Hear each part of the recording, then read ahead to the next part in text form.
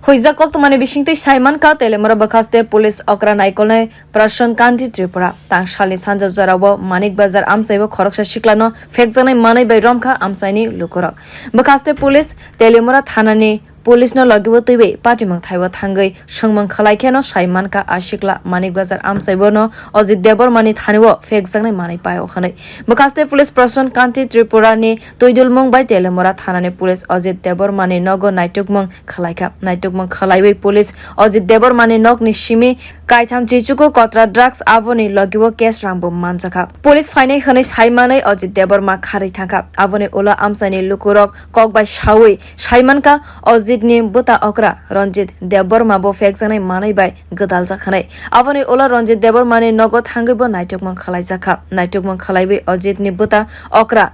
Ranjit Debormani nog ni simi 1,61,000 rang manjakha ola police Ajit no romoi man yafano buta okra Ranjit no romoi Teliamura থানা তো বই ফাইকা আজকে বিকাল 5টার দিকে একটা খবর আসে আমার টেলিফোনে যে মানিক বাজার এলাকাতে খাসিয়ামঙ্গল ওখানে গ্রামের লোকেরা একটা ছেলেকে আটক করেছে যে নাকি ড্রাগস সেবন করে তো সেই খবরের ভিত্তিতে আমি যাই সেখানে আমার তেলিয়ামুরার অফিসারদেরকে নিয়ে এবং সেখানে গিয়ে আমরা ওই ছেলেটাকে আমরা ইন্টারোগেশন করলাম ইন্টারোগেশন করার পর জানতে পারলাম যে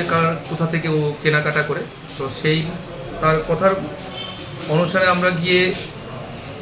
অজিত দেববর্মা বলে ওখানে আছে তার বাড়িতে আমরা যাই এবং সার্চ করি সার্চ করার পরে তার বাড়ি থেকে আমরা নগদ 7,740 টাকা পেয়েছি যেটা নাকি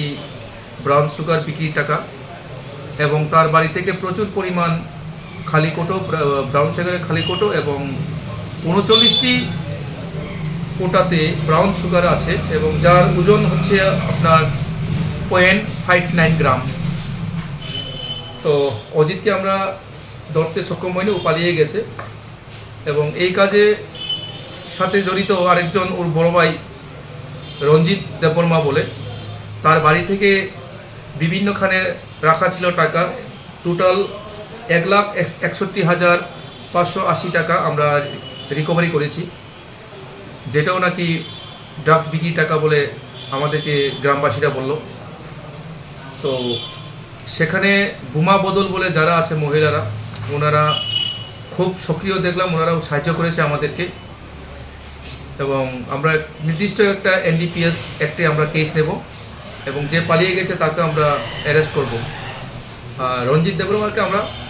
অ্যারেস্ট করে নিয়ে এসেছি থানাতে ব্যুরো রিপোর্ট, খোরক।